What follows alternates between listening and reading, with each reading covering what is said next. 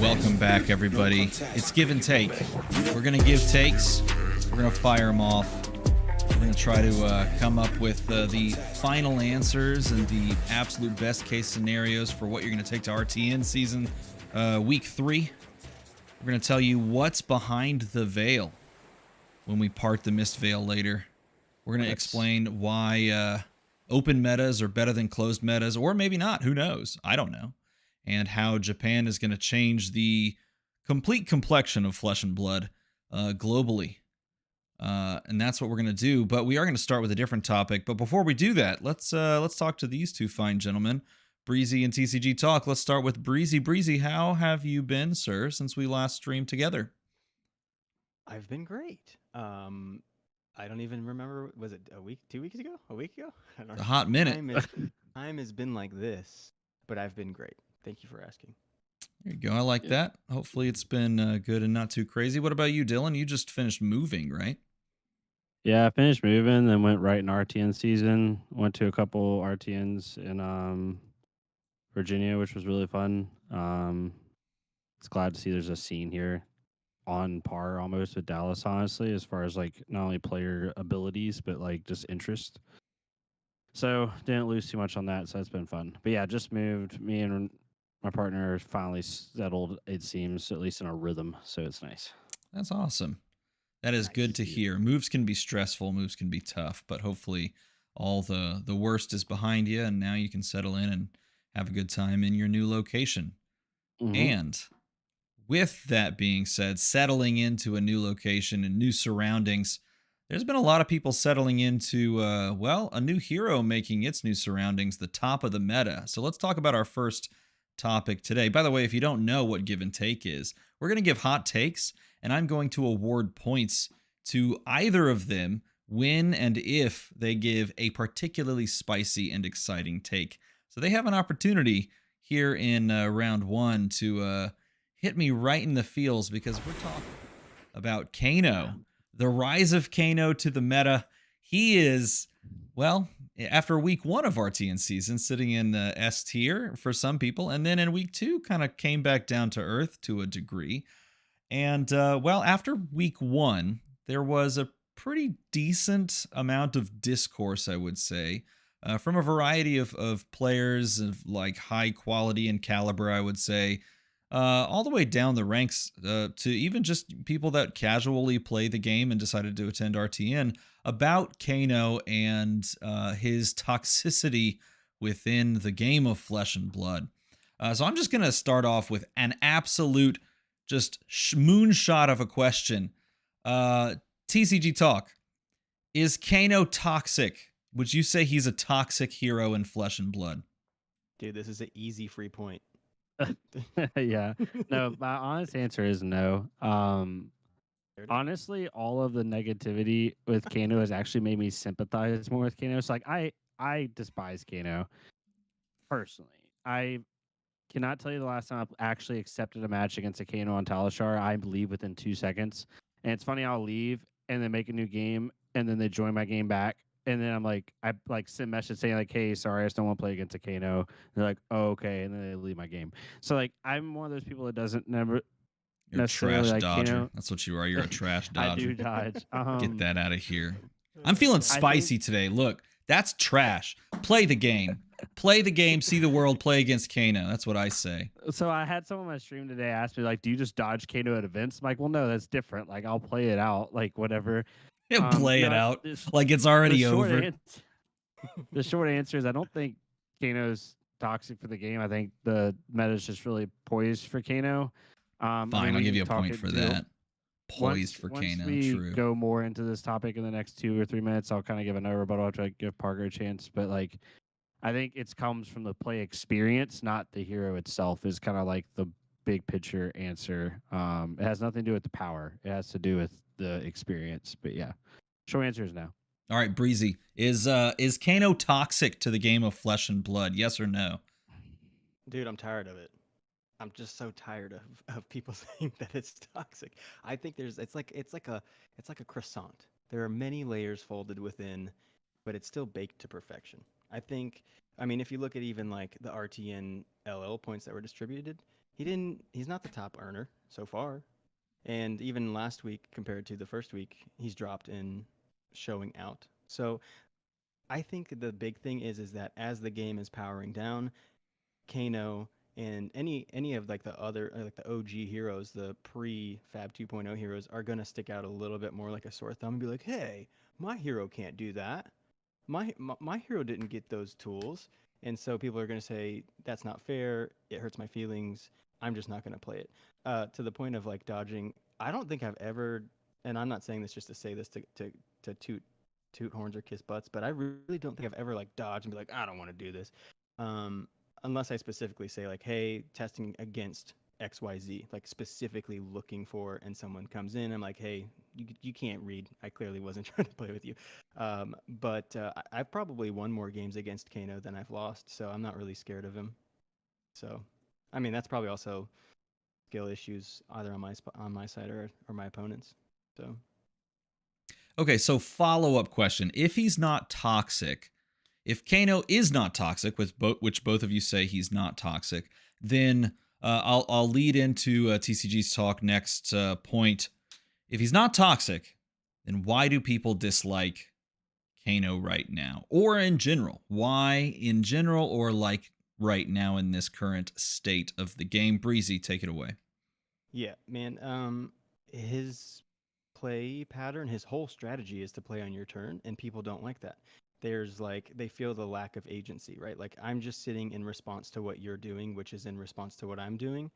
And so there's like it goes back to maybe like a fairness thing. Like, hey, how is this even like us playing an equal game? And so people just take that surface level and see that. They don't see the balance of his cards and his life totals or his life total. Yes, there's some crazy combo wombos and the stars have to align and you have to be like kind of a math wizard to know your pitch stack and line it up exactly right. And yeah, you're going to be sitting there maybe sometimes for 8.5 minutes while Kano like kind of scratches his head and is like, can I do this? But I love that. I love sitting there just watching Kano players like try to math their way out of lethal damage. And if they do it, I'm like, dude, good game. Like that's what this hero does. But a lot of people don't like that. That's what that hero does. And that's as clean and simple as you can really put it. TCG Talk, can you put it cleaner or simpler or expound upon it? Why is Kano so hated right now? And is it because of something specific, or is it because of the fact that people just don't get it? Well, so the reason I love what Brian Gotland put on, I forgot the exact, I'm paraphrasing, but he was like, Kano's been around for like 2 years. He's been good for a week, and people are all of a sudden Yeah, upset. Um, so that's so two true. things. One, it's the meta. People have talked about it. We've talked about it privately, right? Like the meta's slower. A lot of decks are chess math decks, right? Where it's just like incremental value over 15 turns, which in my opinion can be just as negative depending on what type of player you are. Um, so the meta is really set for him to do really well. I do think though, there's two sides of this, right? A lot of the voices that are loud right now in the community are professional players, and I'm gonna be a little hot takey here because that's the point of this podcast. I think a lot of professional players are like they're first off they're all better than I am, so like I'm saying this with love, but like they are very much like chess players. They're very much about incremental value.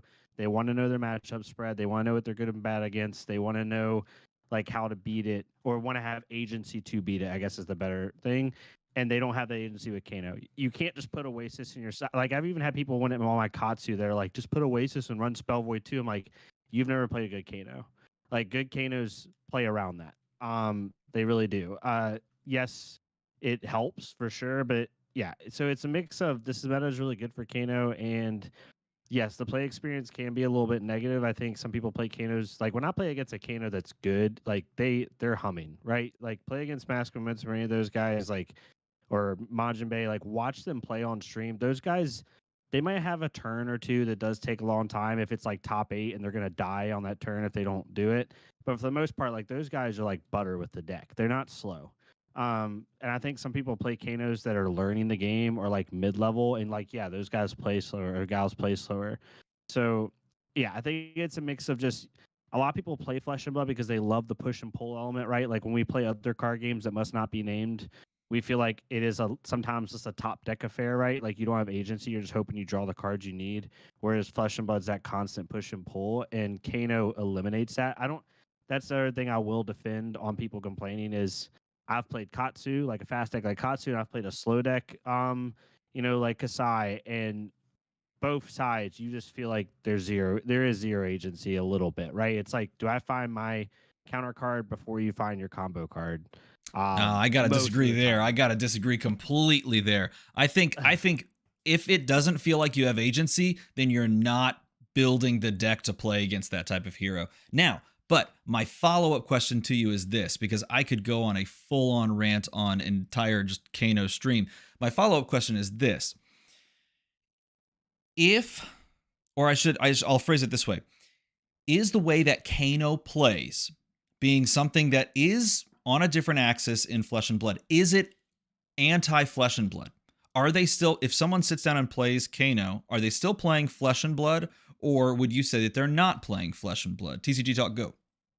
Yeah, this is the crux of it, because on their side they are, and I've said this openly. I've said on Twitter, like on the Kano side, you are 1,000% playing Flesh and Blood. You're deciding what you need to block with, valuing, seeing how long you can last. Your limit. It's almost like limit testing every single game, right? You're seeing how far you can take it before you set up your combo, and that's where the disconnect is with the community. Is the Kano players are like, no, this is like rightfully so. We're saying like, no, y'all don't get it. It is Flesh and Blood. Well, yeah, to them it feels like it, but to the opponent, most of the time it doesn't. And I think that's the issue. Okay, what do you think, Breezy? What's your take? This was the first TCGA like I ever really played. But as I've gone through the years, I've played more TCGs, and this is the first one that I feel the archetype built into each hero be portrayed more clearly. And I think that's what people like forget to look at. So because I'm on the opposite side of the spectrum, a lot of people are coming in from playing Magic or other games that have already been established, and they forget that like put X card in means do well. Like you have to consider the archetype of the hero in the grand scheme of the game. So he is a wizard in Flesh and Blood. Wizards do this thing.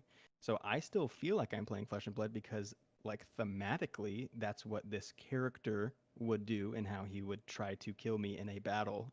If I was a brute hitting you with a hammer or a sledge or whatever, or a club, I guess I should say, I have to anticipate that a wizard is going to be shooting things at me before I can even finish my swing. And that's like the whole core of this game. I feel like that in itself is Flesh and Blood. It's more than just my card does this to you. And how you have to take into account, like they built this game so deeply embedded in lore and thematics, and they put the archetypes so flavorfully into each class that like we forget that. So yeah, I can see where you're coming from. I think from a mechanical sense, I guess the crux of what TCG Talk is talking about is how it feels from an opponent's perspective. You're no longer having this decision point, that's being presented to you, and instead the agency's taken out of your hands. Is that what you're getting at, TCG Talk? Yeah. Like in one sense, like even as a Katsu, which normally gives Kano problems, or can, right? Because they can just high roll. Like if I have a hand that's like one blue and the full surging line, like yes, I have a hand that can really put pressure on you, but then I have to make that choice of like, okay, if I play this line, it's all in. Like I could just die because I don't have resources.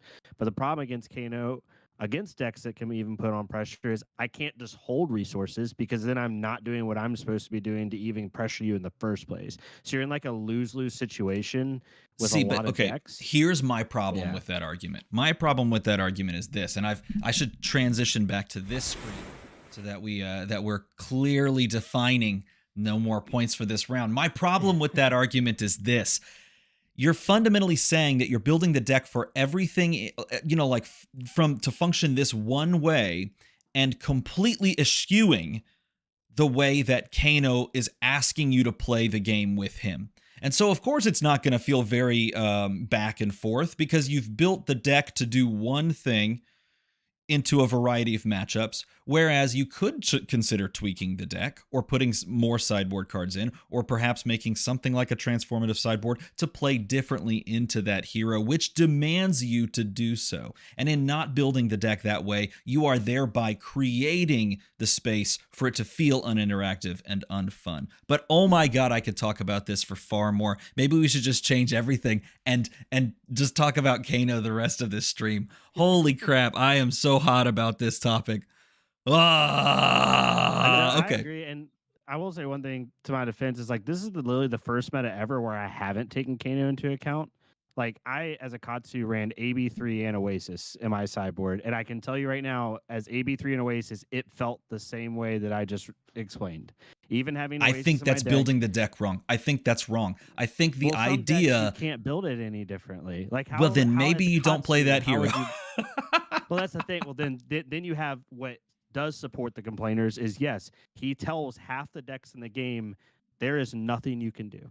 You can build your deck to try to stop me if you want, but I'm just going to kill you. Here's the other argument. Which, Because again, it's card games. Here's the other argument, because you could say we can make some tweaks to the deck and it would function into this matchup. But you could also say, if you know what the breakpoints of how the deck works, if you know intimately on how the deck functions, Kano functions, there are far more decision points playing against it than if you are just like, okay, I gotta just push damage and pray. That is my only strategy into this matchup. I think that's fundamentally a wrong way to consider playing against Kano. And I think the only way, and this is the sad part and the difficult part, the only way to know what Kano is doing on an intimate level is to actually go and play the deck a decent bit. For then, so that you can then see, okay, well, this in this moment with the resources that they have at their disposal and the cards in hand, this is what they could do. This is the time frame that they could do it in. This is like when they, and then you go from there and say, okay, now I need to consider AB2. Now I don't need to consider doing anything because the capacity for them to do any amount of damage to me is so much worse. Like once you start to go intricately down into the way the deck functions, it changes everything on how you play against it. And that is where I think a lot of players have not put any time into, and therefore it feels unfun, uninteractive, wherein they're missing all of the decision points because they just haven't looked at it. It's a completely like different deck, and I totally understand why people think that it's not flesh and blood playing it, right? Because it makes you do completely different stuff, but the decisions are all there.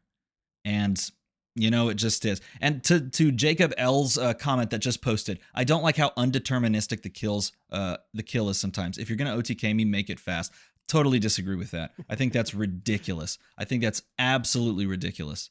The one thing I want to ask y'all though, and this is the last question we could talk about, Kano, if you don't want to keep going, but like this is a very drastic example, but it does, and this is for any deck in Flesh and Blood. Do you think a deck in Flesh and Blood should be able to turn one OTK somebody with the right cards? Because you look at like the Finno Black example, Mask Momentum dealt 72 damage his turn one. There was absolutely nothing Finno could do. Is there a deck in Flesh and Blood that should be able to do that? And stories like that, I think, is what turns people the most off. 1,000% yes. Ugh. 1,000% yes, and I will say it's not even the most broken or most like often happened thing that exists in Flesh and Blood right now. Like I would be more worried about whether or not a deck that can infinitely loop action point stealers in the form of Arclight Sentinel should exist than someone that can OTK on turn one, because at least you can dust up and say, let's play game two. Whereas it's going to take you 25 minutes to get through Arclight loop and then actually lose the game. It's ridiculous. I think yes. What do you think, Breezy? No more points here, yeah? None. You can fire away. No, I'm just kidding.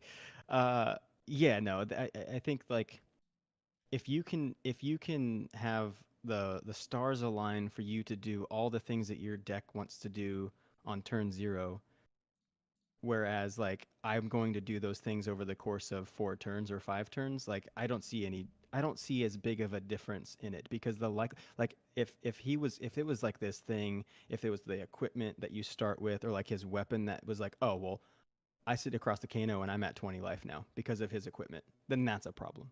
But if like the likelihood of him drawing into like the perfect combination is A, like very unlikely, and B, you have to be so skilled and such a specialist at that hero to understand like some of those play patterns and how to work around it and understand what your opponent might have to do and calculate what they could do and how they could counter it. Yeah, I mean, sometimes Kano, like really, it's kind of I kind of see Kano and Reinar kind of being somewhat on the same intelligence level sometimes and being like, I'm just gonna go for it. And if they got it, they can if they can stop it, they can stop it. But if not, then I'm just dead. And like there's just kind of that like dumb-witted like, hey, I'm gonna try for it, and if I don't get it, then GG, bro. And sometimes I get it, and sometimes it's turn 0. And That I mean, sometimes it be that way. All right, before I absolutely blow a gasket and continue to talk about Kano for an hour and a half, let's go ahead and segue into the RTN meta for our second topic. Because if we take a look at the RTN results from week 1 and week 2, we got a couple of big topping heroes here, and one of them's not Kano. Shockingly, after everyone sat there and complained about it, Kano only wins 5 events and comes back down to earth when people go, "Oh wait, yeah, that's right. He's a hero in Flesh and Blood that has counters and is like fine and not crazy." And one of those heroes that did well is Mr. Victor over here. In fact, I believe picked up the most wins in this second RTN weekend. So, Breezy, I'm curious to see your take about where this RTN meta is starting to settle. Do you, first of all, I should say, do you think it's starting to settle? And if so, tell me where you're seeing some of these heroes kind of fall. Yeah, so like comparatively for Victor specifically, week 1 he had 7 wins, week 2 he had 10 wins. So like not dramatically increased. But yeah, definitely a top contender. I guess to be fair, week 1 he tied with Dromai, and then week 2 I have it right here. Dromai stayed at 7 wins because that's what Dromai does. She's like crazy in the field, but never really converts because that's the Dromai curse. So yeah, like I think that the most, at least the last 2 weeks, the most consistent is KO. KO has consistently had the second place for most wins. I mean, they're not. They've changed up a lot of the. Kasharn is doing the like meta minute thing, and that's how we're getting a lot of this. It's not as like data centric, so we're just kind of seeing like numbers. We're not seeing as much as we used to, but just based off of the win count, I would say KO. I mean, Victor is definitely up there, but again, these are like brand new heroes that people are just like going crazy with right now, and people that are specialists are still taking their specialist hero. And so maybe there's something to be said about like the specialist heroes are still like kind of hoping for those LL points on their hero, whereas like a lot of people have pivoted and be like, dude, I'm gonna go for these crazy swingy heroes right now that are just like kind of the epitome of Fab 2.0 and where the power level is likely going to start to settle. So yeah, I don't know that it's necessarily settled yet. I think after this weekend we'll see. TCG Talk, what do you think about the idea of the meta starting to settle after the results that we saw here in week number 2? I think the meta has been settled since week 1. I think Kano, first off, who knows, maybe Viscerai won more since Viscerai and Victor are right beside each other, since other people are using that excuse as to why Kano won so many. Anyway, no, all jokes aside, I think it's a specialist meta. It's an open meta. 3 heroes had 17 wins over the first 2 weeks. And without going too much into the numbers, I compared it last year's ProQuest season because I didn't keep track of last year's RTN season for some weird reason. And just to give perspective, in June 2023 of ProQuest season, we had Icelander with 58 wins, which was 17% of the win share. Phi with 60 wins, which was 18% of the win share, and Oldheim with 68 wins, which was 20%. So 3 heroes made up 50. I'm terrible at math. 55% of the meta. And the next highest was Dash at 29. So Icelander almost doubled the 4th place most winning deck. And then if you look at our TN season, like all 3 top heroes are basically 10% of the win share, and we have 14 heroes with above 5% of the win share. So like it's super open.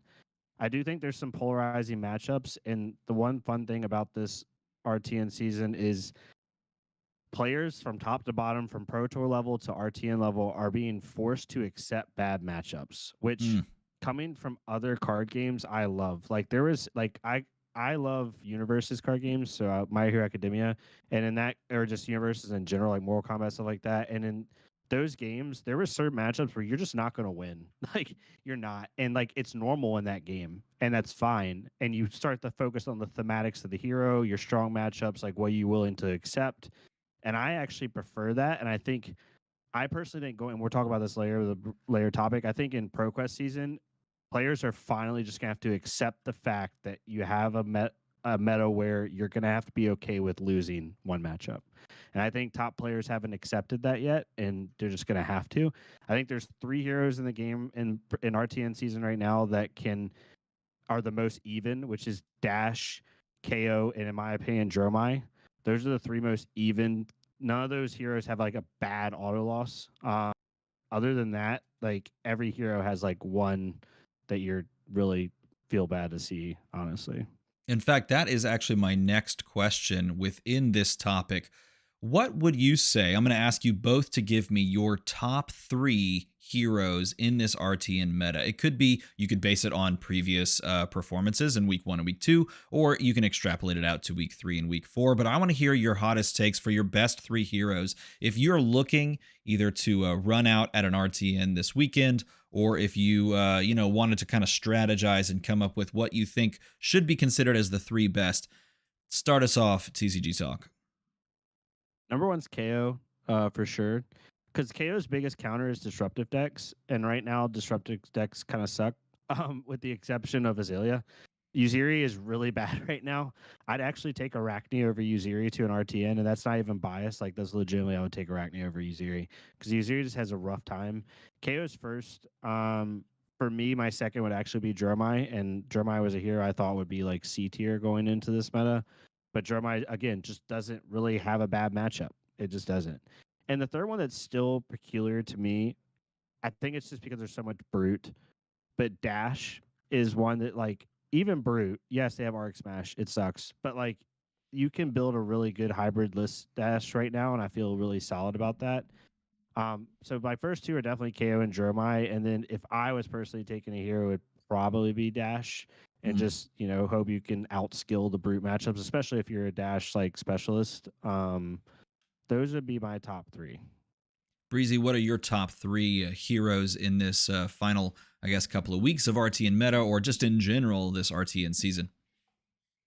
Yeah, I mean, at least the top one, I agree with Dylan in saying that KO. I mean, he's just putting out the numbers that you can't deny that, right? So he's just, there's not enough. I mean, like I said, I tweeted about this like day 1 of KO's official release, like street legal date. I was like, dude, y'all gonna bring back ice with this dude? Like he needs to be slowed down. Pummels aren't gonna do it, and it's like, and not everyone's rocking pummels. So I think KO is he's well equipped to just steamroll through, especially through the remaining sessions of RTN. Second, I'm still like on the fence about Victor or Bravo. I think Bravo still has a lot of agency where Victor just, I mean, just his hero ability in general. I mean, I do love that like free card on the gold stuff. I mean, that's great and all, but I think that Bravo still has, I'm going to give Bravo like the one leg up. I think a lot of the Bravo players are just playing Victor right now. And I think it's, and here shortly, some of the storm will die down and people will, what I found is that like what made me a better Viscerai player is going to play Vincent for a little bit. And then when I came back to Viscerai, I was like, dude, I got a whole different perspective here. And so I think that's going to help a lot of the Bravo players come back to Bravo and be like, okay, I think I figured a few things out. Or I dusted off the cobwebs a little bit. And then lastly, I would say Bolton. I think Bolton is, I've always been terrified of Bolton. And I don't think a lot of people understand how to play properly into him. I mean, you can be, your life differences can be, 20 plus, and Bolton can swing back and still take the win. Lumina Ascension do things that you just cannot expect. If I can go ahead. I was just saying 10-second story time is Anastasia from the Richmond area. Shout out to her. She literally, I don't remember the exact games. I know for a fact she triple Lumina 3 games in the RTN. Yeah. Including the finals against Merrick. By turn 3, it was Merrick Kemp, really good player, right? Merrick was on Reinar. It was 51-0 by turn 3. Yeah. And Merrick was like, "You got it. I want to go home." Did you say It was Merrick Kemp was on Reinar, the Dash main? Yeah, he got top 8 in every single RTN.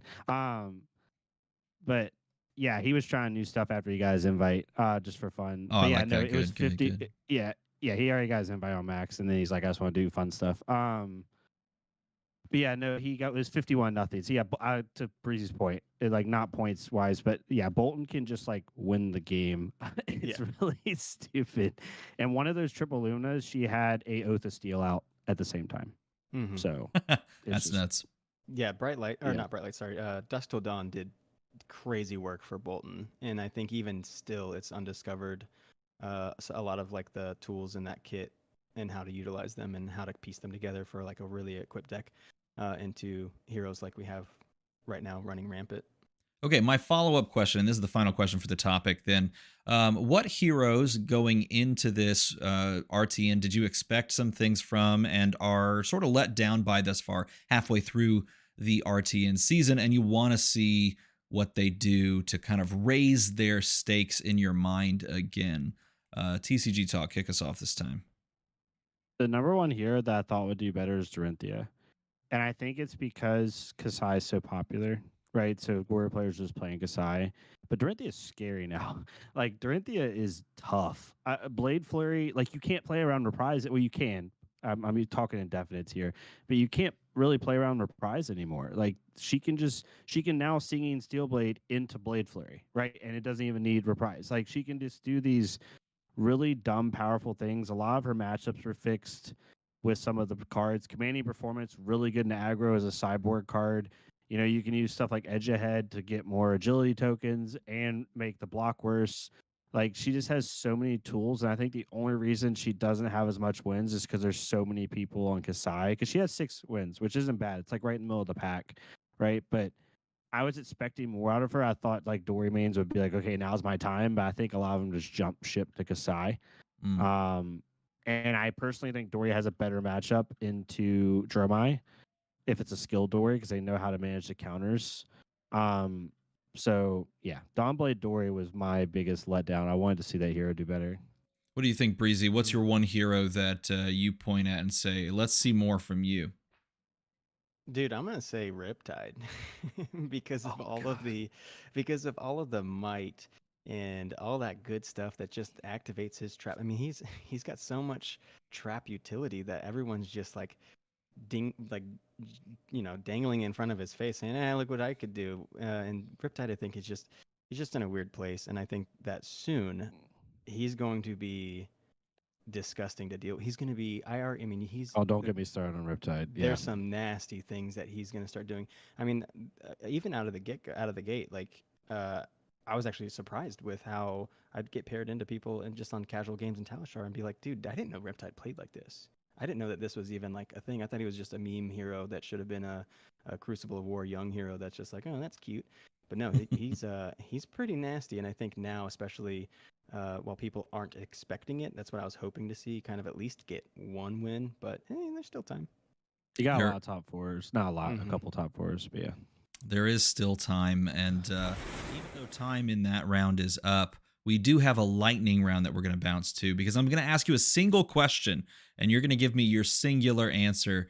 And that is all that this next topic is going to be. But if Riptide was a hot lady, he'd have more dedicated stands and he'd be a pretty big showing at all events. And that is accurate. That is that's quite accurate. When you look at Riptide, you don't think hot lady, which is certainly one way to kind of break that down. But here is the lightning round topic for this week. It is this. How open is this meta really?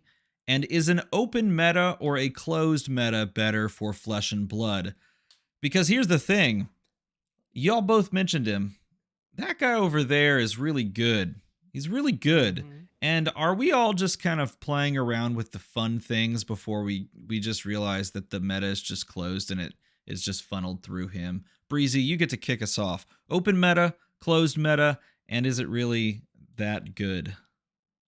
I mean, if we just look at RTN results alone, I'm going to say yes For sure. Because what I consider an open meta, I'm going to use the literal sense of open, because whenever I see the squared or triangle of doom meta, that's closed off. You're not getting in there. You have to go through them. Right now, if KO is the one spec somewhere in the top S tier, he can be A tier. He can be at the front of the A tier line. There's still 4, 5, 6 other heroes that are right behind him, and neither one of them feels like they're gatekeeping any of the other heroes from coming in. So I'm going to say open for that reason. But also I think because this is like the time, the era of the specialist player, which I think we should never underestimate. They're the ones that are going to propel a hero. Like Vincett's got LL points through this RTN season with KO in the mix. And Vincett is like nowhere near the A tier. I would say that comfortably. But because of that, like tell me a hero on the lower echelon such as Vincett, get her living legend points back in like the Prism days. Would have never happened. It's a very good point. Would have never happened. So because of that, the meta's open, baby. Enjoy it. I don't think it's. Brian Gottlieb tweeted a couple days ago. He was like, dude, the whole point, the whole goal, if I had my way, it would be an open meta indefinitely. It would never have. We would never have these like gatekeeping heroes. And I truly believe, since that is one of the best developers to be brought on in recent time to the team, if he's making that call and saying this is what my goal is, I think we've got to take his word for it that's what they're working towards. So I don't think we're going to see like really hyper closed off metas anytime soon. TCG Talk, what is your opinion? Are you a fan of the open meta, or do you call it a closed meta? I'm a fan of the open meta. 2 points, one more statistical, one opinionated. The statistical one is I'm excited to see what happens in Pro Tour, and I'm excited to see what happens in Nat season. Granted, Nat season will be the week after Mistveil releases, which we'll talk about here in a minute. But I think it's going to be close enough to where it's not going to affect Nats too much unless we see something insane, right? Last Nat season, Lexi won 18 national tournaments out of 44. That is 40% of the meta. That's insane. I think the reason that this has had so much discussion is because we literally went from the most closed meta in the history of Flesh and Blood. It was Lexi or nothing. To now the most open. I think it's open. I can see literally playing 10 plus. If I was going to Pro Tour, and I feel like I know just enough about the game to be able to say it's confident, there's 10 heroes around in the game I could see playing and feel comfortable. Like you are actually trying to top 8 Pro Tour with those heroes. So I would say it's open. I'm really excited for that. The funniest thing about the meta is Pro Tour has draft, right? Like these heroes are good, but like you also have to be able to draft, and no one seems to be talking about that. Like yes, these heroes are great, but you literally like there's a whole half of the event that no one seems to be talking about for some weird reason. But yeah, it's the most open meta we've ever had. I'm happy for it. I speak from the point of a casual player.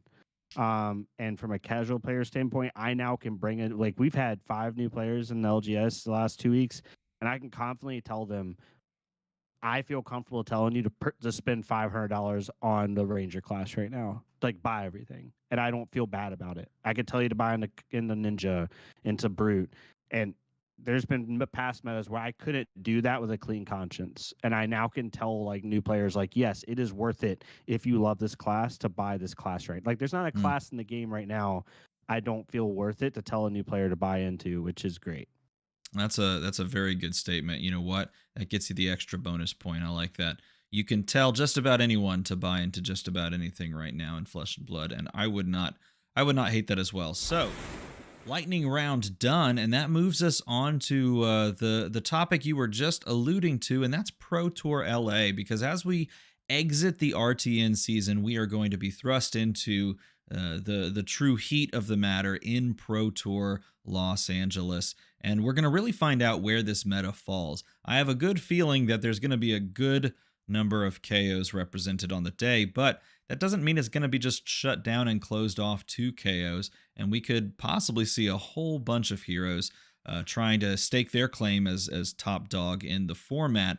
Before we jump into that topic, though, I do want to highlight this comment by Pyronic EX. It says, I think Fab is and should be following the way fighting games work. We should acknowledge high tier versus low tier heroes, but specialists should be able to put up results or at least be a threat. And I think that 100% encapsulates where the game is going with the powering down of the Tales of Aria heroes and meta in general.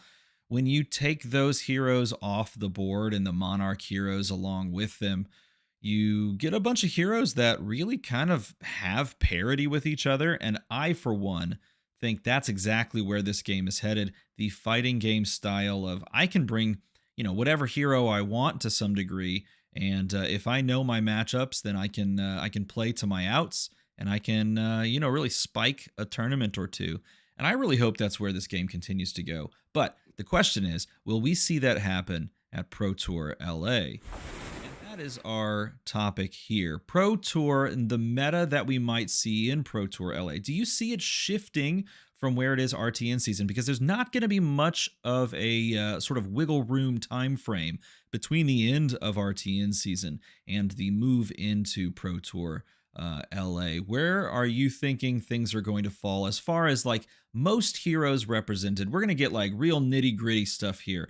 Give me, in your opinion, maybe the top 3 most represented heroes at the Pro Tour LA. Try to predict the minds of the pro players that are attending. Breezy, you get to kick us off with no extra time to think. Oh, I'm good. I got it right here. It's Dromai, it's Victor, and it's KO. That's it. Those are going to be the top represented. I mean, year in, year out, since Dromai's existence, she's been in like the top 3 represented, and she arguably is just so good. She's got great conversion rates, at least into like day 2s and even top 8s. Maybe not so much after that. Otherwise, she would have been LL by now. If Dromai would have won every match that or every tournament that she was top 8'd in, she would be gone by now. But yeah, I think Dromai is going to be, if not the first, possibly the second. But because of that, we're going to also see a lot of Victors and KO. KO is kind of like play the deck that wins. Like, and earlier when we were talking about it, it's like, yeah, that's an open meta, but KO is arguably the deck to beat. You have to have a good matchup into KO, or at least have some kind of, technique into KO, something that you have to, it can't be like your worst matchup. If KO is your worst matchup, probably not the best deck to be running in something as prestigious as the Pro Tour. So yeah, those are going to be my top 3s. I appreciate that. What do you think, TCG Talk? I think KO and Dromai are top 2. I personally think Bravo will be more represented. I just think it won because top players love Bravo. That's just how it is. And I think Bravo has a little bit more flexibility in an open Pro Tour meta. I think Victor is better right now, but I think Bravo has more answers for more decks. There's certain decks where Victor's like, I'm just going to try out value, whereas Bravo's like, I'm just going to try out value, and I can just press the win button, which over the course of a 14-round event, right, that's mixed between draft and CC, like I think he's going to be slightly above Victor, but I think it'll be close. I think Dromai and KO are the obvious ones, similar to Parker's point. I think KO will be the most represented because there's just not a disruptive deck right now that's relevant that can stop him. I agree. I think if you're asking me the same question, I think KO is number 1. I think probably Bravo is number 2, and I actually think Dromai is number 3. I think there's more reticence to move to Dromai if you're a non-Dromai player, simply because Dromai has the stigma of not being able to cut it in the tops. And it would take a lot, I think, for some players to pivot to Dromai, just because there's I think it almost, it's very similar to Kano in that it plays on a different axis. It creates permanence on the board. It, it requires you to really know how to swing and when to swing certain phantasm, dragons and things like that. And it really rewards and punishes you for either knowing or not knowing those decision points. And so I would think that she would get highly represented because she is so well loved and beloved. But I would probably put something like a Bravo above her compared to being second. That would be my pick. But Let's continue down the rabbit hole. And the rabbit hole continuing down is this. Try to predict what we'll see in the top 8 of the Pro Tour LA. Now I'm asking you to think past the fact that we are going to have a split format and we're going to have, of course, our CC mixed with our draft.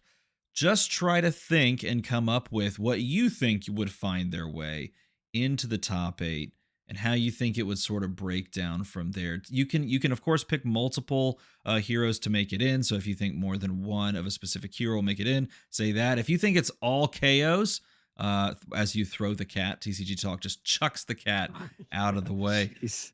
If you think it's all KOs and they're just going to blood rush bellow cats all over the place, tell me that as well. But TCG Talk, take your hot take and fire it our way.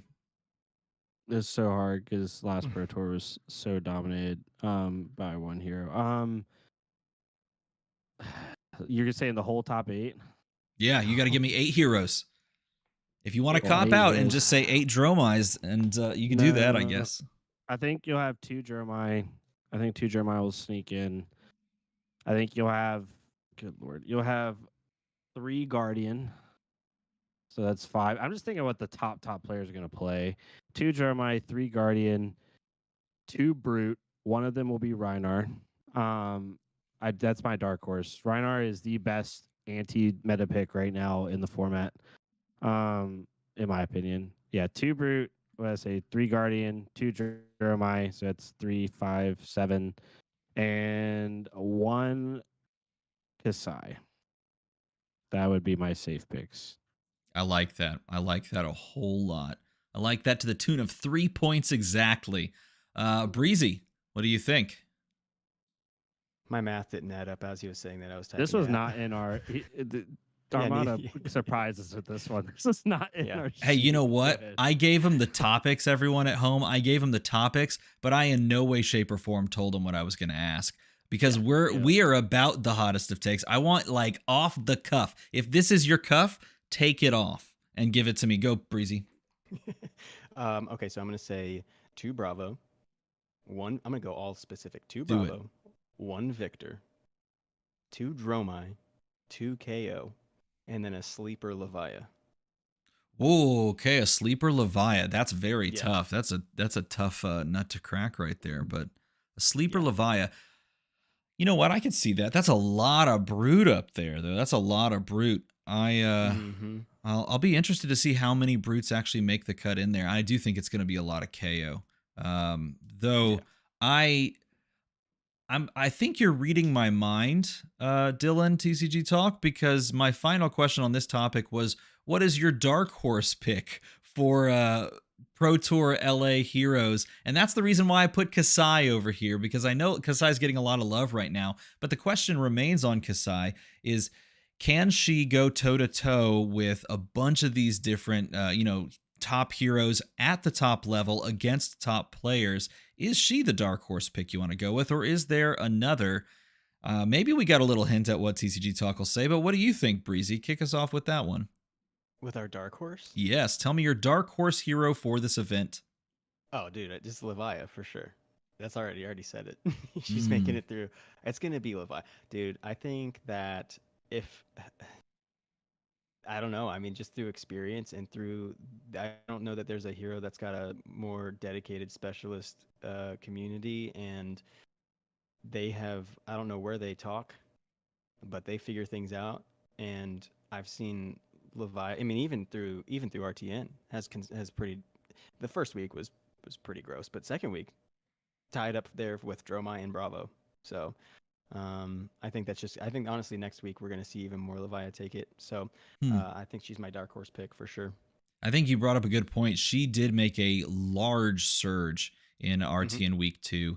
The question becomes, of course, is there some like causality tied into that? Is did that happen because, people got their RTNs and now they're pivoting off and trying to, learn the new hero? Or are they like, okay, it didn't work out for me having fun the first go around, so let's just go ahead and try to spike this thing with a really powerful hero? That's the question mark that I have with Levia, because she did go up a large margin. But TCG Talk, you gave us a hint at one of them. Is that the one you're going to go with? Is Rhinar the answer for you? Or are you going to say Kano? No, it's it's Reinar in my opinion. So when it comes to like worlds, nats, stuff like that, I like to look at conversion rates first from like previous events and what heroes typically have a really good conversion rate, even regardless representation. And we're going into a pro tour where being a specialist matters, in my opinion. Um, and there's two specialists in my that always have a good conversion rate, even with low representation: Reinar and Bolton. Last in nationals of 2023, Reinar had the best day two conversion of any hero in the format. 12 Reinars came in, 7 of them made day two. Like 58% conversion, which is very high, and that's not even like that little of representation. That's not like 5 or something, right?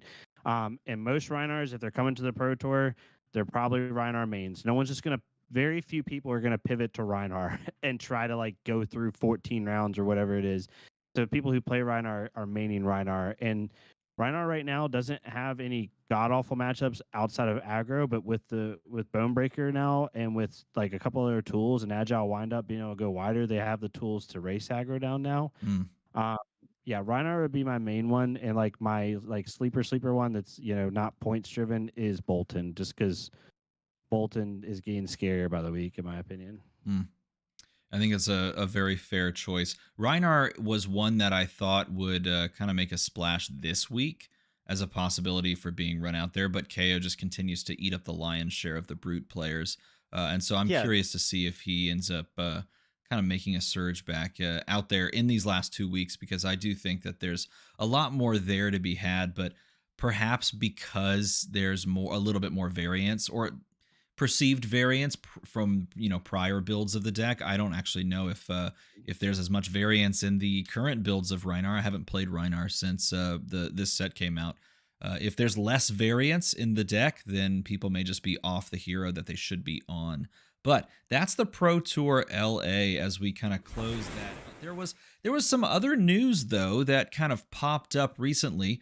Just some just some small news about a brand new set that is being released, going to this far off land, Mysteria, miss something. Heavy breathing. Someone here in this Discord call, very excited, so excited so that they did an emergency stream and came up with an entire document of theories and lore dumps about this new set. So let's talk a little bit about the new set as we jump into topic number 5 of, and that is Part the Mistveil. Part the Mistveil is a set that's taking us to another region of Wraith, and it's releasing in a new region of the world. It's sort of those two things inexorably tied together, which I think is personally quite beautiful.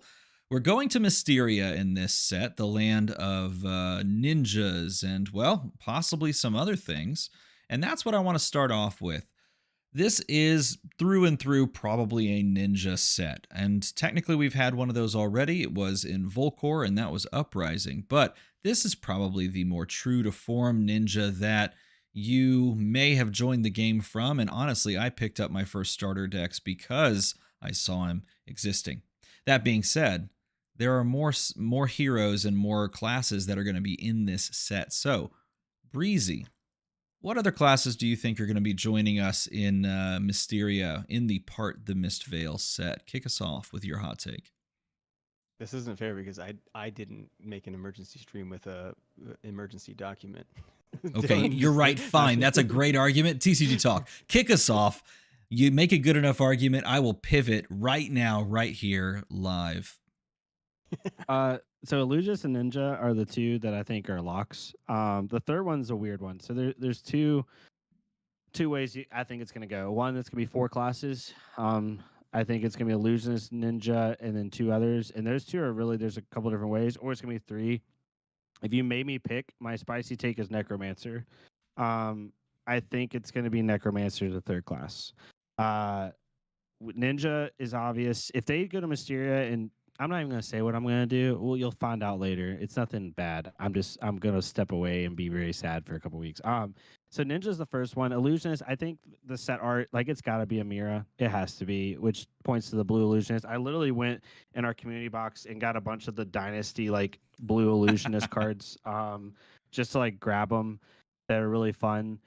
But the third one I think is gonna be Necromancer because, and we can get to it in a second. I'll let Parker give his take. Is the rites of passing? We can talk about that in a second. And I think there's a lot of like little tidbits to that. And the one phrase of we've walked the path well traveled, not less traveled.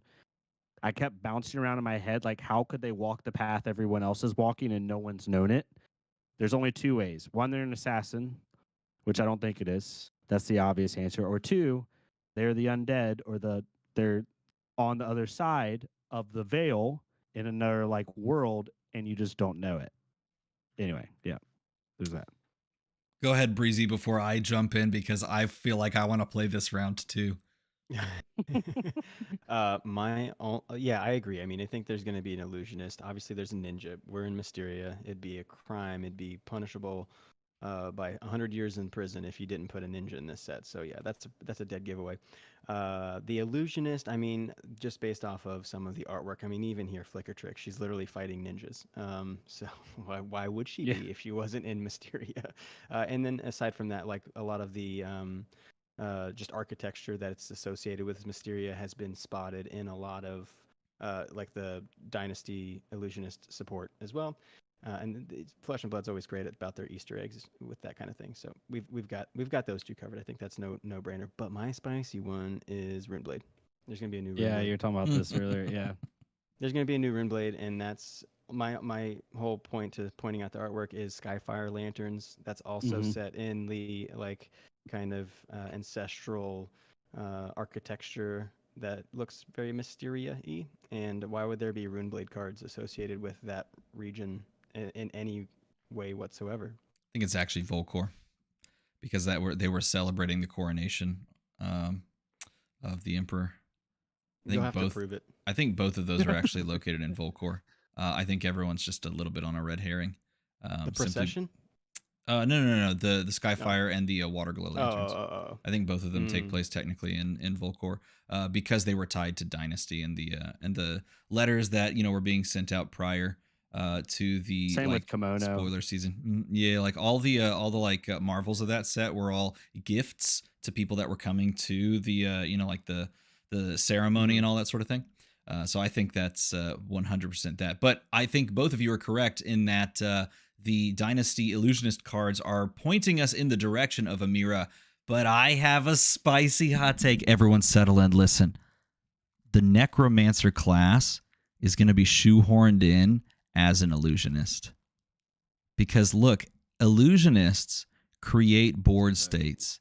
They create angels. They create heralds that come down right. Spectral shields. Dromai creates dragons that are illusions. Amira is going to create spirits that are illusions, and they will live on the board, and they will somehow have ephemeral, and they will somehow be controllable, and that's going to be your Necromancer, at least for right now. That is my spicy hot take. That's how they're going to shoehorn in the old Necromancer thing, but I think both of you are on the right track. I don't know though. I think it's definitely just Runeblade. It's just definitely Runeblade. Here's the other thing though, because that art that they put on the playmat that they're giving out with the dude with the giant sword, that is very Runeblade-ish. It didn't show any Aether though, and so I'm kind of like, I don't know. Let's remember Briar was somehow a Runeblade. See, Chad understands. Ancestral, spirit, summoner, illusionist. This is what I see. I thought about this in the car a few days ago. I was like, you know what they're going to do? They're going to give us an illusionist, and the thing that they create, because illusionists create board states, is going to be ghosts. And that's going to be your, like, Necromancer class. If they don't give us a pure Necromancer, which they still can, of course. They still could. But that'll be the stopgap. I think it's either that, or they could possibly just put it in like the lesser spicy ones. They just put it in the flavor of the artwork. Like I have in front of me like Spectral Prowler that's 0-for-4 with Phantasm that says if you control a Spectral Shield, gets go again. But it's obviously an ephemeral tiger, right? Mm-hmm. So like it could just be that as well. But I do agree with you. I could see it being a dual class illusionist Necromancer. I just think the rites of passing, like that first sentence in the thing just makes the most sense to me. It says, we've walked among you. We've walked the path more travel. Like the Japanese version said, we walk among you. Like literally says that. Then the English version says, we walk the path well traveled. the only way they could do that is if you A, can't see them, they're ephemeral spirits, or B, they're assassin, which I think is too obvious. So I think some form of necromancer, or it could just be an illusionist that summons ephemeral beings, right? That's like the less spicier one. That's what I think it's going to be. Now, here is the second question in this topic, okay? They have said that sealed for this format is going to be, is it 8 packs? I believe it's 8 packs sealed. You have to open 8 packs to create a 30-card sealed deck. 30-card cap as well. You can't go over 30. That is incredibly suspicious to me. Why are they including 2 extra packs in that? Give me, and spitball, hot take, whatever you want to consider it, why are they adding 2 extras? Because this is an intentional choice. It is not just like, hey, let's just change the number. There is a reason that they're doing it. And there's a reason we need 8 packs to build a 30-card deck. Let's see if anyone is on the same track as me. Who started the last one? I'm so excited I forgot. Dylan, yes. Maybe. All right. Well, it's going to be Dylan again. I don't freaking know. Dylan, why? Okay, so I have a very in-depth one that might make sense math-wise. I think it's 3 packs draft, 8 packs sealed. So they're not changing draft. They are changing sealed though, which is interesting. Once they announced it was going to be 3 packs draft, my original idea went away. I won't even talk about it. I think the reason it's 8 packs, this is super lore junky, but it might not be true. I think that there's going to be 1 base element. I'm just going to call it ancestral. It might not be that, right? Let's just call it ancestral.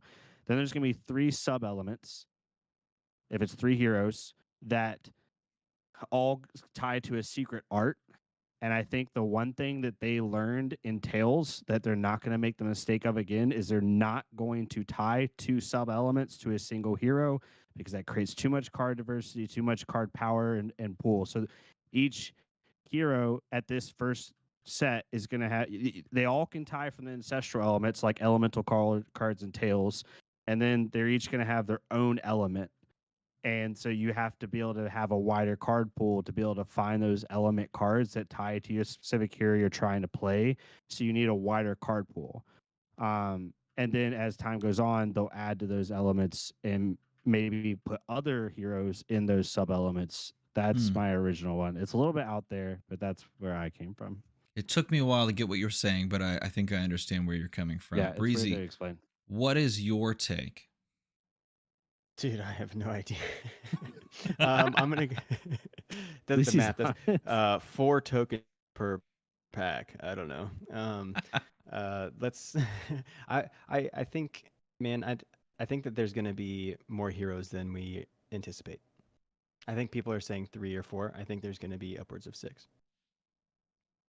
And I think because of that, I think and I think yes, it is going to be a talent-driven set, and because of that, it's going to take. You're going to need more packs because I agree with Dylan in saying that they're not going to have like ice, earth, or it won't be like I don't think that they'll have element. the dual element, and I think because of that additional hero count and due to that like trying to correct the talent like that, we're gonna need more packs. Yeah, and there's also gonna be 4 tokens per pack. That's the secret tech. Okay, but that doesn't fit for me. Maybe it's just the right answer, but I feel like that doesn't fit because if everyone has access to 1 talent, then everyone has cards that, for example, if you're comparing it to Tales, everyone has cards that they could access now versus cards that they couldn't in that pack, right? It's like you couldn't play lightning cards if you were Oldham. But all of a sudden, if there's 1 talent, then there's an entire little pool there that you can access no matter what, right? So why would you need more packs to supplement that? And so I think we may have more classes, and I think we may have more disparate card pools than anyone's giving credit to. I think we may have something, and this, I'll go crazy. I'll go hottest of takes. Look, y'all want a molten lava take? 6 classes. This is a 6-class freaking set right here. We're going to go 6 classes. They all have access to the same talent, though. 6 new heroes. Boom, there's your hottest take. There's got to be a reason why we need 2 extra packs full of cards to build a 30 card even deck.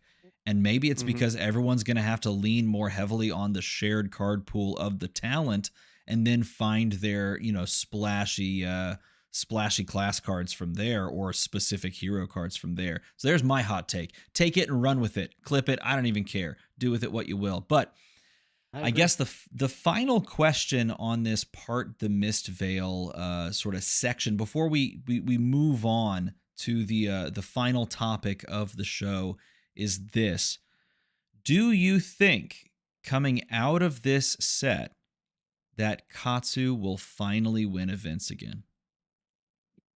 Do you think it's going to happen? What level of it? It depends. That's for you to answer. TCG Dog, kick us off because you're the Katsu main. Armory. So this is So Katsu. It's so hard. I'm trying to answer this objectively. Katsu is the ultimate can spike hero in the game right now because you have to high roll to win consistently at big events.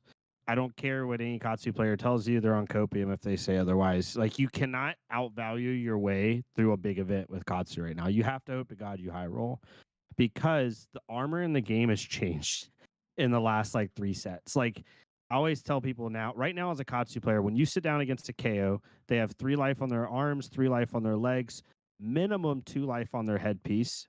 Let's just say on average, probably 5 life. So like you're playing against a hero with 51 life. Against Bravo, you're playing a hero starting at 52 life. Against a Victor, you're starting a hero playing against 54 life. Like, you're already at 10 to 14 life deficit as a Katsu. So until they start like giving Katsu more above rate stuff to the point where you almost break him, like, it takes like the most obscene natty combo line right now with tenacity just to make the Guardian Victor matchup win.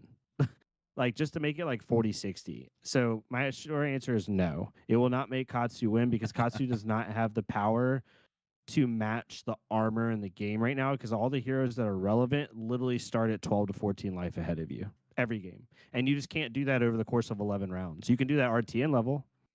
It's hard to do it at a Pro Tour level, but draft is the great equalizer, right? Which, I mean, yeah. So at a big event, they could get to top 8 just because they could do well in draft, but like at a calling level where it's 11 rounds of CC, you probably will not ever see Katsu unless they make some crazy miracle run in the near future, in my opinion. This is the epitome of give me your hot take because I'm asking you to make a prediction with 0 card knowledge from this upcoming set. But Breezy, what is your thought? Do you think after Part the Mist Veil releases, Katsu's going to be the nuts, the spice? You say 0 card information. I already have my spoiler. It's yeah, so I know based off of it, nope. You joke. We should be getting them soon if they're going to do those pre-comp blitz decks. Anyway. Yeah, I'm just kidding. I'm just kidding. No, man, I know a guy that took it to day 2 calling with a ninja in a world where it was really not expected for that to happen. So I think that the specialist hero, I mean, I don't know. Listen, I started the game with Katsu.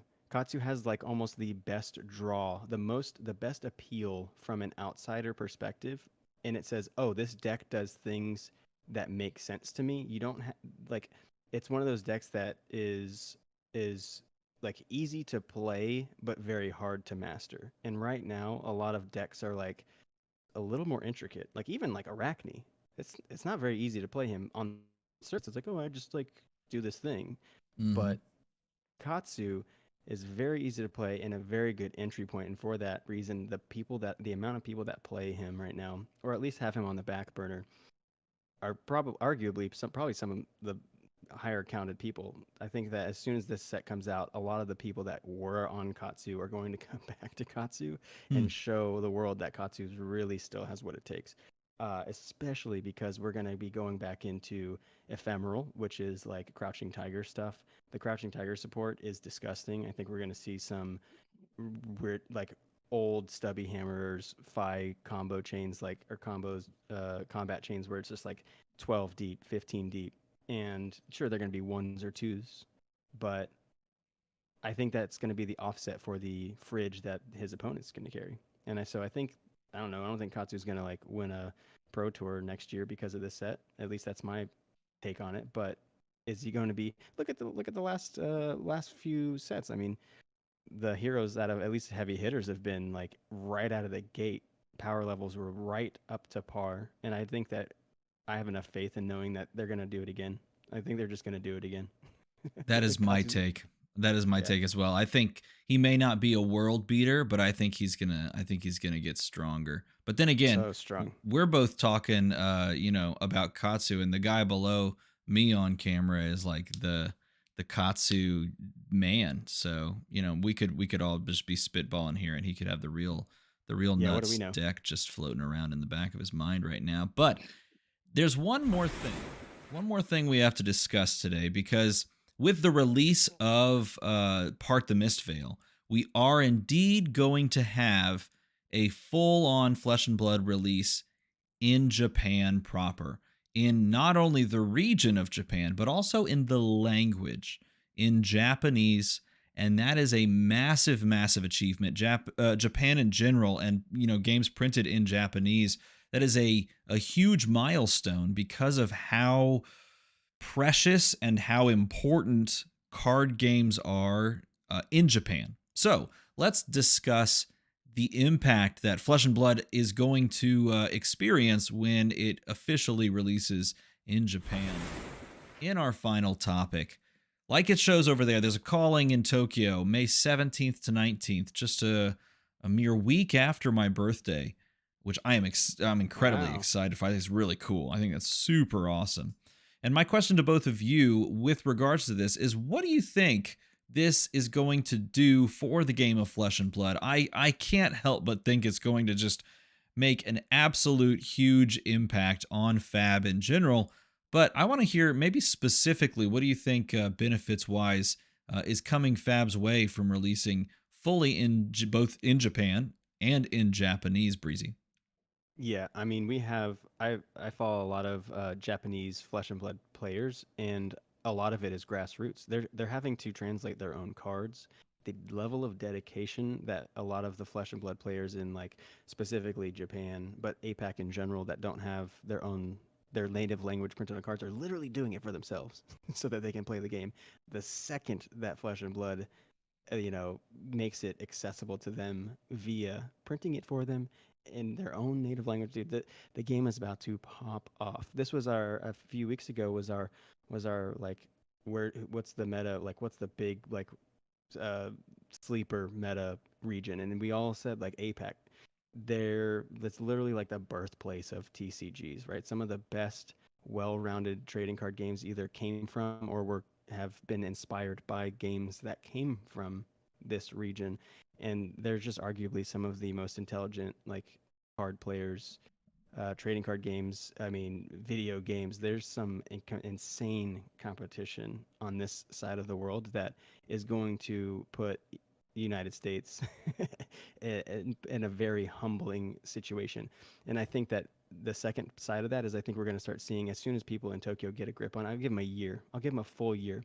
I'll give them Worlds 2025, that we see the APAC region, specifically like Japanese, Tokyo, anyone in Japan, come in and just like sweep. Hmm. They're gonna sweep, dude. I'm gonna give them a year with the game, and we're all gonna be on. They're gonna be calling the meta. That is the hottest take. That's the Yeah. hot take right there. I gave an extra point at the end because that right there is why we're here. We're here for hot takes. And TCG Talk, give us your hot take. What do you think is coming down the pipeline for Fab now that it's coming to Japan in just a few short months? I have a hot take, but on the other side of the coin, I think Japan will be the biggest market for Flesh and Blood over the United States within 2 years. It'll be bigger in the United States. If you go look at the market size of Japan for TCGs, it went up. It was like, I did a little bit of just like light reading. It went up 60% from 2021 to 2022. And then it doubled in market size from 2022 to 2023. Like, you don't see that anywhere else. Even in like the renaissance of TCGs that we're in, there's just been such a resurgence in that country for TCGs, and I think Flesh and Blood's like art style is a perfect mix of like what the Japanese market is used to, but it's also kind of fresh and new. I think the fact that this set is good, you already know LSS has some stuff cooked up to make this set feel native to the Japanese culture. Like they have to. There's no way, especially with them doing the pre-release in Japan. Um, I think it'll be bigger than the United States market share wise within 2 years. That is a very spicy take as well, but you know what? Maybe not so spicy that I couldn't see it come to pass. It would have to eat up a ton of market share to overtake US though. That'd be a massive change, but there's a lot of engagement in card games in Japan, which I just think is really exciting for the game of Flesh and Blood. It's a game Yeah, I that think is truly worldwide, but is going to continue to just show why it is considered the sort of the new standard of like organized professional play at this point. Because now you really can go just about anywhere and play the game, see the world. Breezy, you were gonna this say? isn't for. I was gonna say this isn't for points or anything, but I think like uh, Flesh and Blood doesn't have like the IP, right? That a lot of the very popular Japanese games succeed on. Like you look at a lot of the Weiss Schwartz stuff, even One Piece, Pokemon, Digimon. A lot of those games really are propelled into the successful territory because of the heritage and their IP that they have ties and connection with like culturally. So I think that's gonna be the biggest hurdle from the local growth standpoint is trying to get people who aren't so busy playing those games I just mentioned to try this new game. Mm. But the mechanics themselves, I think Japanese competitive players and even casual players are going to have a keen eye for like playability and enjoyability that it'll catch on regardless. I think that'll be the biggest, I think, trophy that Flesh and Blood could ever wear as a badge of honor is that in Tokyo, a place of such heavily rooted IPs, it can still succeed and push through the ranks. Will it be number one? Never, I don't think, because you've got Yu-Gi-Oh, you've got all those other huge TCGs, Pokemon, yeah. Pokemon, Mm-hmm. yeah, but it will become, they'll be. I can't wait to see the amount of armories, how they go like, however many we have worldwide now, and how they're just gonna like quadruple the second, maybe a year into Tokyo's printing or Japanese printing. Mm. Yeah, that'll Yeah, be interesting to see. Go ahead. Mm-hmm. and to Pyro's comment, similar to what I was about to say, I can't wait. On a fun note, I can't wait for Japanese printed cards and being able to order them and like having an alt art, not it's not an alt art, but a Japanese printing of like my favorite Flesh and Blood card in Misfail. And I hope that similar to what they did with like the history packs in Europe, I hope they're doing something that's like Japanese specific, like only Marvels in the APAC printing. Totally. Yeah. Oh yeah, they will. 100%. Yeah. And those cards, you want to talk about pricey. Those cards are going to go for ungodly amounts, which is a good thing. I hope it like kind of enriches the market over there a little Mhm. bit. Yeah, I'm just excited for Japanese print. Even commons, like I would love to have a play set of like the really good Mhm. ninja stuff in Misfail in Mhm. Japanese printing to be able to use, and you're allowed to use it and play as long as you have a like a English version to the side. So that'll be really cool as well. Yeah, Well, like oh, No, go ahead. Go ahead. Finish your thought. I'd say all languages are beautiful, but I mean, there's something about the way that Japanese text is just Oh yeah, the written. Japanese It Pokemon just cards. Yeah, beautifully, like different. something about the art. I mean, like I said, people are doing it on their own right now to translate cards, and I see pictures of it. I'm like, God, that's beautiful. I've never seen such a beautiful like scarf for a scarf for no reason. It's just something that ties it in with that like artistic like presentation with that beautiful Japanese text. I don't know. I'd build a whole deck out of it. Japanese cards. Nico, no, Fab doesn't require you to have a card in the local language handy, I don't believe. Correct It me on doesn't. that I if just I'm would. wrong. Yeah, it's more of a courtesy thing. But yeah, you don't. I don't think as long as it's an official Flesh and Blood card. Yeah. Only in alt arts do you have to have Yep. the original. Like my Italian Katsu, I always have an original one just in case. But yeah, Okay, so follow-up question to that. What do you think Flesh and Blood needs to do to sort of cement itself within the the Japanese trading card game space? So I think both of you touched on the idea. This is an idea that I very much like. I didn't think about it until you brought it up of how how LSS incorporated these beautiful cold foil Marvel cards in the native tongue with the release of history packs. Is that something that you think would help like I guess kickstart the desirability and the collectability, or do you even think that's necessary? And then thinking long term, what do you think Flesh and Blood should do, or in general, what do you think that card game needs to succeed long term in Japan? TCG Talk, you kick us off, and then we'll pass it over to Breezy. To me, it's just events. I like the easy button. It's not meant to be an easy button. I think the Japanese market and the APAC market is just going to take off in general. Like I forgot who it is on Twitter that I always see. I'm sorry, we follow each other. I just can't remember their handle at the moment. They post like Manila's armories, and it's like 80 some people at a Manila armory, which is Philippines, yes, but in that region, it's a hop, skip, and a jump to a lot of places. And so I just think they need to have event support. Like the second half, if in an ideal world, there's so much logistics to this, right? So I'm speaking completely from hypotheticals. The second half of 2024 should have like a substantial amount of events in the APAC region. To be, I'd say like 2 callings, like 3 to 4 or 5 battle hardens in that area that people can just go to.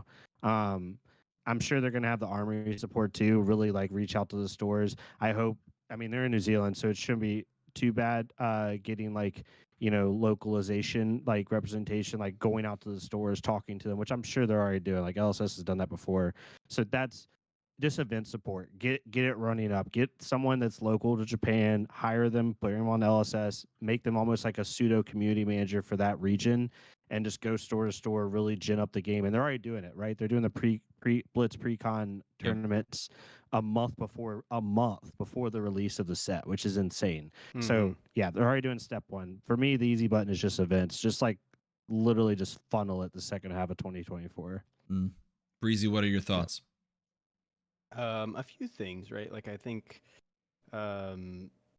definitely this is gonna be huge. And I think they're Flesh and Blood, or I guess Legend Story Studios, they've done such a great job anytime they've gone to host an event in a place that's unfamiliar, right? Whether it be like their first time in Paris or whatever, they've always done what they can, and even all the way to New Zealand when they invited everyone out for for their first big major thing. It's about putting on more than just like, hey, come to this like big box and play this game. It's about incorporating the culture that's surrounding and showing appreciation for the people and the land that you're bringing this game to. I think that's, as long as they do that and do it appropriately, and I mean all the way as far as like in the future, getting some of the more popular Japanese illustrators that have been known to do artwork for cards and artwork for TCGs, and saying, "Oh, I love this artist," and there's a hearty connection to that, which draws me to like the main point, which I think the truest, biggest thing is that's going to continue specifically in this region, but benefit everybody, is they need to get a handle on their lore and how quickly they put out their lore and have substantial like things that go with it, aside from just it being printed on the website. Actual physical lore products that people can take home and study and learn and become part of, rather than just the game. Because you think about, again, we're going back to these IPs, and I'm definitely not trying to like segregate Tokyo or Japanese, but I mean, you look at Pokemon, Yu-Gi-Oh, Digimon, Dragon Ball Super, Dragon Ball Z, all of these things that we've adopted on our side of the world come from that, and it's all rooted in their rich desire for like storytelling, narrative driven elements. And if we don't have that in this game and make it super accessible early, then it could flop. Yeah, anime culture is the epitome of storytelling. Exactly. That is an incredible point that I would not have thought of, but I think it's something that you would look at and you'd go, okay, well, they're doing lore already, isn't that enough? But if you're diving in head first and producing products or consumables, if you will, for that, comic books, like small narrative driven comic books or something like that. Yeah, that's the biggest thing with the lore book, is like it wouldn't take away from the original lore books like Mystique and Prestige, like, because I know that was a gift to stores, right? I think I went away. Did I go away here a second? No, you're there. No, you're there. Yeah. Okay. Yeah, I was just frozen me. Yeah, I don't think it would take away from the original lore book.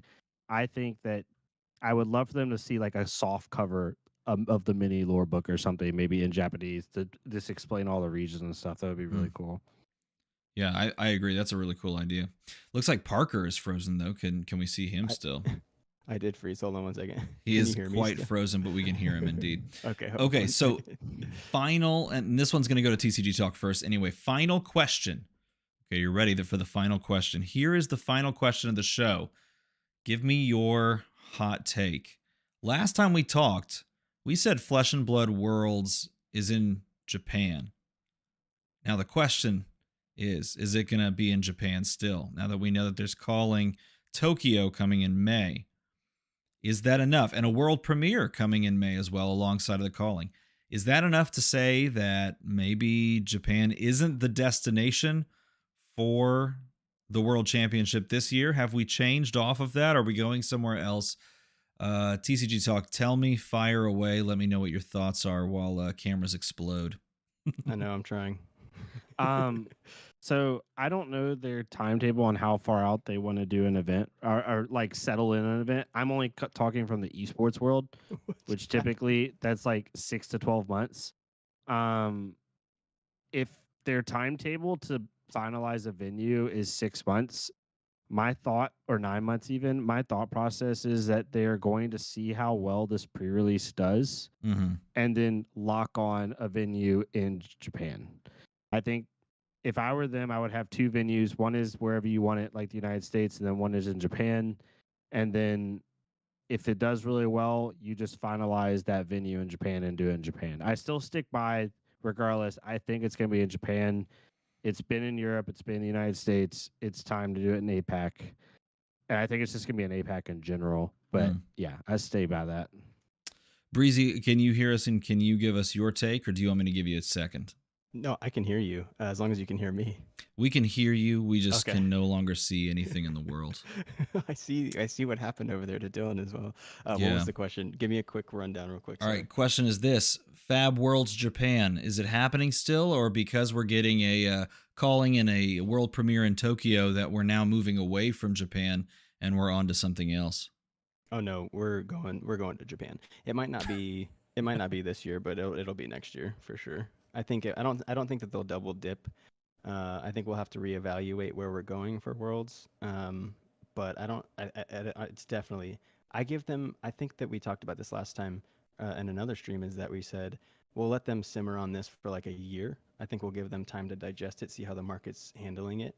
And then like if the game isn't like proving to be on the right trajectory, be very difficult for them to justify something as prestigious as Worlds in this country yet. So I think give them a year, let them evaluate it, and then, I mean, I still think it's going to happen because I think the game's going to take off very well. But I think what they'll need is like the proof of process and that it's working. I will say this: I forget which stream it was on. It might have been the Calling Liverpool. It might have been Calling Liverpool, but that was actually discussed on that stream, and the venues that they are looking at venues. I think that they said that they had like kind of hammered down a couple of like, I guess they're in the final stages perhaps of closing that out, I think is where they were at. I'll have to go back and double check what was said. But I'm fairly certain that they have their location probably locked at this point. I would think that they have it because their goal here is to release that location, I think, at Pro Tour LA is what was said. So the location itself, what country is going to, I believe, unless they roll their timeline back, or I'm misremembering, someone in chat can tell me, it was at the Calling Liverpool because I was watching the stream. I believe that is going to be attempted to be given to us all by Pro Tour LA, which I think is a perfect timing because it gives you a lot of time to plan and set up like paid time off and, get flights at a reasonable price without having to rush, that sort of thing. So I am of the opinion that Fab Japan is still on the menu for Worlds, and I could say for this year even. I still think it's probably on the menu because I do think that they're going to go headfirst into this region. And you know what? Here's the thing. Even if Flesh and Blood is not the biggest deal in the world in Japan, it is still one of the epitomes of destination places for a lot of players. And APAC players can travel there easily. Europeans, we would have to make a big trek. Same thing with Americans, I think, or people in the Americas. So I think it's about time for APAC to get something that's like right in their wheelhouse. So I'm of the opinion that it's there now. Where do we stand And where we stand right now is you can't see him, but Breezy picks up the win. He turned his camera off, exploded everything. I And didn't. I don't. I don't know what happened. wait, maybe I can fix this. Look, you can see everyone on the. There's Dylan. My camera only turned off because of here. Let me just do this. I'm just gonna stay over here now. Yeah, there you are. Just tuck in. And Here, give what your. if I just do? What if I just do this? Dude, you crushed Oh, it. I Look, did this it. was it. You just had to one funny. button and you fixed it. Wow, Oh, magic. I had to use a different camera completely. Hey, you did it. You've done it. Hey, congratulations. You had some spicy hot takes and some really well measured takes as well mixed in.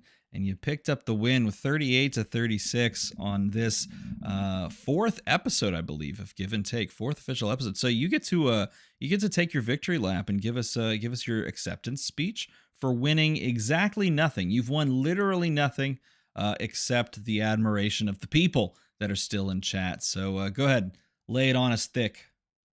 I think this is my second win. I don't take these lightly. Dylan is intelligent when it comes to flesh and blood, and dude runs numbers. Dude crunches numbers like in his sleep. So Dude, he almost stole that from you at the end. He's like 60% increase, and I'm like, oh, numbers go higher. I love it when when that happens. I know. I was scared. I was like, oh gosh, he's got his spreadsheet out and everything. So no, yeah, I always love these. But I will say my with this time that I have with the mic, hot mic right now, I'm gonna say it's a rune blade. We're getting a new rune blade in Part the Misfail, and that's just kind of like, it's not like, oh, I hope so. We will be getting a new rune blade. So. And Warmonger's diplomacy will go right back in my day. Oh, the pain of it all, the warmongers. Hey, I've played no contest. Congratulations, sir. You've picked up a win on episode 4. At this point, we know the format. We know how it all works. We know what we're all doing. I think we need to mess with it in episode 5. I think we need to bring on a special guest contestant. So if you're in chat still, let us know who you think we should reach out to in the Flesh and Blood world. Who should we bring on as a possible third guest? And then go ahead. If you put that in chat, then I will attempt to contact them, and we'll see if we can set something up and figure out if they can go toe-to-toe with these two and give the spiciest, coolest, hottest takes on here on Give and Take. And you're going to make me do like hours of more overlay work because I was getting bored. I'm not doing anything. Oh my God, James White. Now that right there, that would, what if I'm just going to text him. I'd have to have so much more measured takes. Oh my God, I'm just going to text him. Because James White, I don't know. James White, do you watch this? Do you watch this insanity where we just spit fire? I don't know. Either way, that would be hilarious. And yet I feel as though he might actually let something slip in the moment because he is very passionate about this game that he's helped create. He has created this game, and he is just fourth guest, James White. My God, that would be so great. Oh, that would be hilarious. Bryn from Banished Zone. That'd be fun. Yeah, we can get Brody Spurlock. I'm just gonna text James White and be like, "Hey, do you want to give us hot takes on this game you've created as the CEO of LSS? Do you think that Warmonger's diplomacy should still be in the like just random questions like that?" Oh, jeez. Honestly, whoever goes against him would probably win because he probably won't be able to say much. James White comes in with the steel chair. Dude, that would be so pure. And like he's a wrestling guy, so he could literally just come in with like the last word. That would be good. We just have some music. Like I'll trigger to this screen, and the music will like blow everyone's ears. The music will just blow everyone's ears out. And it'll be like, James White enters the chat. That would be hilarious. I would get all over that. But yeah, let us know in a comment below who you think we should bring on. Brody Spurlock is in there. Lucas Oswald. We got some people that could be floating around there. Does Brody have enough hot takes in him? Seems like a very measured individual. Yeah. We got to find someone that can spit some fire. Lucas Oswald seems like he could spit some fire. He's He fires off hot takes left and right. Yeah. But yeah, that's the show, everybody. So next time, possibly another contestant in this thing for episode 5 of Give and Take. If you enjoyed this one, make the numbers go slightly higher, and then do things with comments, because that's what people tell you to do when these things go on. Anything to say finally, TCG Talk, before we kick off? Nope. Not for me. Breezy, got any final words? No. Play Flesh and Blood. Have fun. That's right. Smile and wave, boys. Smile and wave. Bye-bye. Bye. Thanks for Bye. joining us. See ya.